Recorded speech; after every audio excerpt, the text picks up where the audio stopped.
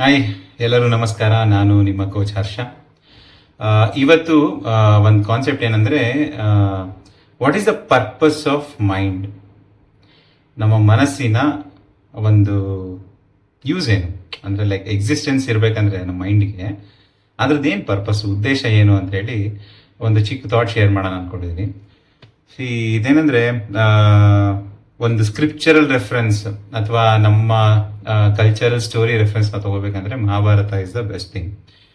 ಅದರಲ್ಲಿ ಶ್ರೀಕೃಷ್ಣ ಪರಮಾತ್ಮ ಭಗವದ್ಗೀತೆನ ಬೋಧನೆ ಮಾಡಬೇಕಾದ್ರೆ ಅರ್ಜುನನಿಗೆ ಒಂದು ಪೋರ್ಷನಲ್ಲಿ ಮನಸ್ಸಿನ ಗುಣಲಕ್ಷಣಗಳೇನು ಅಂತ ಹೇಳುವಾಗ ಅವನು ಹೇಳ್ತಾನೆ, ಮನಸ್ಸು ನಮ್ಮ ದೇಹದ ಒಂದು ಇನ್ವಿಸಿಬಲ್ ಅಂಗ ಅನ್ನೋ ಥರ.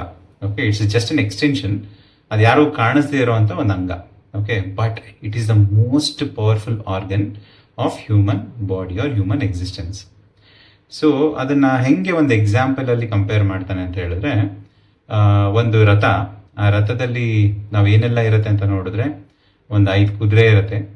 ಓಕೆ, ಅದು 5 ಕುದುರೆನ ಕಂಟ್ರೋಲ್ ಮಾಡೋಕ್ಕೆ ಹಗ್ಗಗಳಿರುತ್ತೆ. ಆ ಹಗ್ಗನ ಹಿಡಿದಿರೋನೊಬ್ಬ ಸಾರಥಿ ಇರ್ತಾನೆ. ಆ ಸಾರಥಿಯಿಂದ ಆ ರಥದ ಮಾಲೀಕ ಕೂತಿರ್ತಾನೆ. ಸೊ ರಥ ಏನಕ್ಕೆ ಯೂಸ್ ಮಾಡ್ತಾರೆ? ಒಂದು ಜಾಗದಿಂದ ಇನ್ನೊಂದು ಜಾಗಕ್ಕೆ ಹೋಗಕ್ಕೆ ಯೂಸ್ ಮಾಡ್ತಾರೆ. ಸೊ ಮಾಲೀಕ ಏನೆಲ್ಲ ಹೇಳ್ತಾನೆ, ನನಗೆ ಈ ಜಾಗದಿಂದ ಇನ್ನೊಂದು ಜಾಗಕ್ಕೆ ಹೋಗ್ಬೇಕು ಅಂತ ಹೇಳ್ತಾನೆ, ಆ ಜಾಗಕ್ಕೆ ಕರ್ಕೊಂಡು ಹೋಗುವಂಥ ಕೆಲಸ ಸಾರಥಿದಾಗಿರುತ್ತೆ. ಆ ಸಾರಥಿ ಒಂದು ಜಾಗದಿಂದ ಇನ್ನೊಂದು ಜಾಗಕ್ಕೆ ಹೋಗುವಾಗ ಅವನು ಕಂಟ್ರೋಲ್ ಮಾಡ್ತಕ್ಕಂಥ ಕುದುರೆ ಏನಿದೆಲ್ಲ, ಅದು ಮೇನ್ ಪರ್ಪಸ್. ಅಂದರೆ ಲೈಕ್ ಅದನ್ನು ಯೂಸ್ ಮಾಡಿ ಹೋಗೋಕ್ಕಾಗತ್ತೆ. ಸೊ ಅಲ್ಲಿರೋ 5 ಕುದುರೆನ ಕಂಟ್ರೋಲ್ ಮಾಡುವಂತಹ ಸಾರಥಿ ಮಾಲೀಕನ ಮಾತನ್ನು ಕೇಳಿ ಒಂದು ಜಾಗದಿಂದ ಇನ್ನೊಂದು ಜಾಗಕ್ಕೆ ಹೋಗ್ತಾನೆ. ಸೊ ಇದನ್ನ ನಾವು ಒಂದು ರಥದ ಸ್ಟ್ರಕ್ಚರ್ ತರ ನೋಡಿದ್ರೆ, ಅಲ್ಲಿ 5 ಕುದುರೆಗಳೇನಿದೆಯಲ್ಲ, that is compared to our 5 census.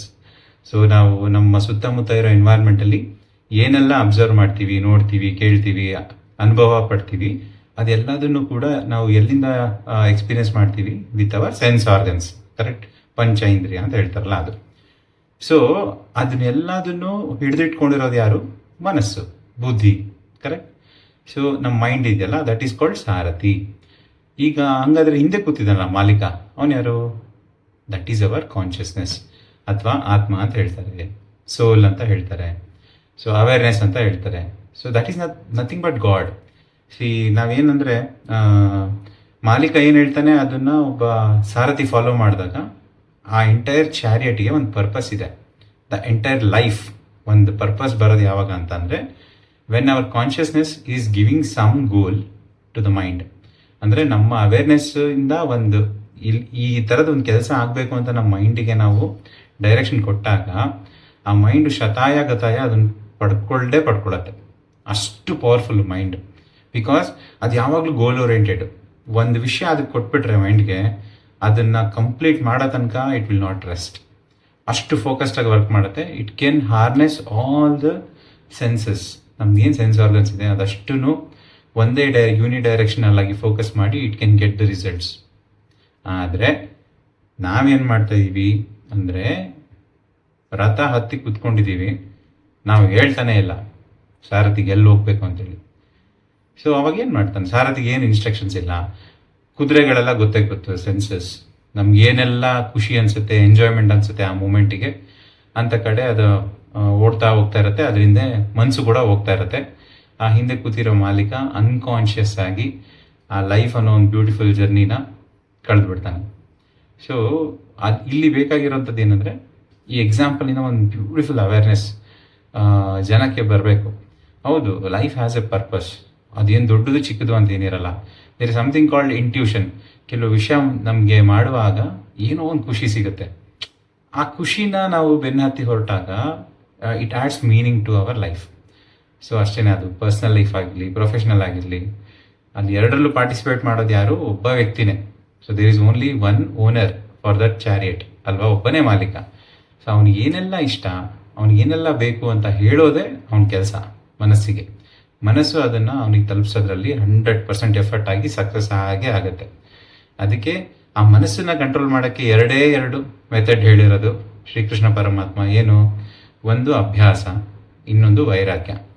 ಅಭ್ಯಾಸ ಅಂತ ಹೇಳಿದ್ರೆ, ಮನಸ್ಸು ಚಂಚಲ, ಅದಕ್ಕೆ ನೀವು ಡೈರೆಕ್ಷನ್ ಕೊಟ್ಟಿಲ್ಲ ಅಂದರೆ ಅಲ್ಲಿಂದ ಅಲ್ಲಿಗೆ ಹಾರ್ತಾ ಇರುತ್ತೆ. ನಾವು ಕ್ಲಿಯರ್ ಡೈರೆಕ್ಷನ್ ಅದಕ್ಕೆ ಕೊಡಬೇಕು. ಕೊಟ್ಟಾಗ ಅದು ಫಾಲೋ ಮಾಡ್ದಲೇ ಸೆನ್ಸಸ್ ಹಿಂದೆ ಹೊರಟೋಯ್ತು ಅಂತ ಅಂದರೆ that is called distraction. So ಒಂದು ಟ್ರ್ಯಾಕಲ್ಲಿ ಇರುತ್ತೆ, ತಿರ್ಗಾ ಟ್ರ್ಯಾಕಿಂದ ಹೋಗ್ತಾ ಇರುತ್ತೆ. ಅದನ್ನು ವಾಪಸ್ ಕರ್ಕೊಂಡು ಬರಬೇಕು. ಪದೇ ಅದನ್ನು ವಾಪಸ್ ಕರ್ಕೊಂಡ್ಬರ್ತೀವಲ್ಲ, ಅದೇ ಅಭ್ಯಾಸ. ಒಂಥರ ಚಿಕ್ಕ ಕುದುರೆನ ಪಳಗಿಸ್ದಂಗೆ ಅಂತ ಎಕ್ಸಾಂಪಲ್ ಕೊಡ್ತಾರೆ. ಸೊ ಒಂದು ಕುದುರೆ ಎಷ್ಟು ಮಿಸ್ಚೀವಿಯಸ್ ಇರುತ್ತೆ ಚಿಕ್ಕ ಮರಿ, ಅದನ್ನು ಪಳಗಿಸಿ ನಂತರ ಅದು ಅದ್ರ ಓನರ್ ಹೇಳ್ದಂಗೆಲ್ಲ ಅದು ಕೇಳುತ್ತೆ, ಆ ಥರ ಆಗುತ್ತೆ. ಸೊ ಮನಸ್ಸನ್ನು ಕಂಟ್ರೋಲ್ ಮಾಡೋಕ್ಕೆ ಫಸ್ಟ್ ಬೇಕಾಗಿರೋದು ಅಭ್ಯಾಸ. ಅಭ್ಯಾಸ ಅಂದರೆ going beyond the same goal, same thought. Second formula ಬಂದು ವೈರಾಗ್ಯ ಅಂತ ಹೇಳಿದ್ರೆ detachment from what? Detachment from all the distractions. ಅಂದರೆ ಈಗ result is very very big distraction. ಈಗ ನಾವೇನಾದ್ರು ಮಾಡ್ಬೇಕಂತ ಹೇಳಿದ ತಕ್ಷಣ ಇದರಿಂದ ನಮ್ಗೆ ಏನು ಸಿಗುತ್ತೆ ಅಂತ ನಾವು ಯೋಚನೆ ಮಾಡ್ತೀವಿ. That is not the thing. ನಾವು ಆ ಆಕ್ಟಿವಿಟಿ ಮಾಡುವಾಗಲೇ ಅಥವಾ ಏನೋ ಒಂದು ಗೋಲ್ನ ನಾವು ಬೆನ್ನು ಹತ್ತಿ ಹೊರಟಾಗ ಅದರಲ್ಲೇ ಒಂದು ಎಂಜಾಯ್ಮೆಂಟ್ ಇದೆ, ಒಂದು ಜಾಯ್ ಇದೆ. ಆ ಜಾಯ್ನ ನಾವು ಎಕ್ಸ್ಪೀರಿಯನ್ಸ್ ಮಾಡುವಾಗ there is no other end result which will give us more joy. ಆ ಒಂದು ಅವೇರ್ನೆಸ್, ಅದು ಡಿಟ್ಯಾಚ್ಮೆಂಟ್, ಅದು ವೈರಾಗ್ಯ ಅಂತ ಹೇಳ್ತಾರೆ. So you should not be link to any of the result, but ನಾವು ಮಾಡಿದಿರೋ ಆ್ಯಕ್ಟಿವಿಟಿಯಲ್ಲಿ ಅಷ್ಟು ಇನ್ವಾಲ್ವ್ಮೆಂಟ್ ಇರುವಾಗ ಅದರಲ್ಲಿ ಬರೋ ಜಾಯ್ನೇ ಫೈನಲ್ ರಿಸಲ್ಟ್ಗಿಂತ ತುಂಬ ಚೆನ್ನಾಗಿರುತ್ತೆ. So I think that is A very very powerful message. ನಮ್ಮ ಮಹಾಭಾರತದಲ್ಲಿ ನಾವು ಚಿಕ್ಕ ವಯಸ್ಸಿಂದ ಕೇಳಿದ್ರೂ ಅದರ ಮೀನಿಂಗು ಡಿಫ್ರೆಂಟ್ ಲೈಫ್ ಸ್ಟೇಜಸಲ್ಲಿ ಬೇರೆ ಥರ ಗೋಚರ ಆಗ್ತಾ ಹೋಗುತ್ತೆ. So I think this make sense to most of the people who are going through lot of struggles. So think about it and try and use it. ಇನ್ನೊಂದು ಸ್ವಲ್ಪ ತಿಳ್ಕೊಂಡು ಟ್ರೈ ಮಾಡಿ ಓನಾಗೆ. I think that's A very powerful message from Shrikrishna ಪರಮಾತ್ಮ. ದೇವರೇ ಹೇಳಿದ್ಮೇಲೆ ನಮ್ದಿನೇನಿದೆ ಅಲ್ವಾ? So that was the video guys. Thank you so much. Please subscribe ಮಾಡಿ, help this channel grow. Until next time, take care. Bye.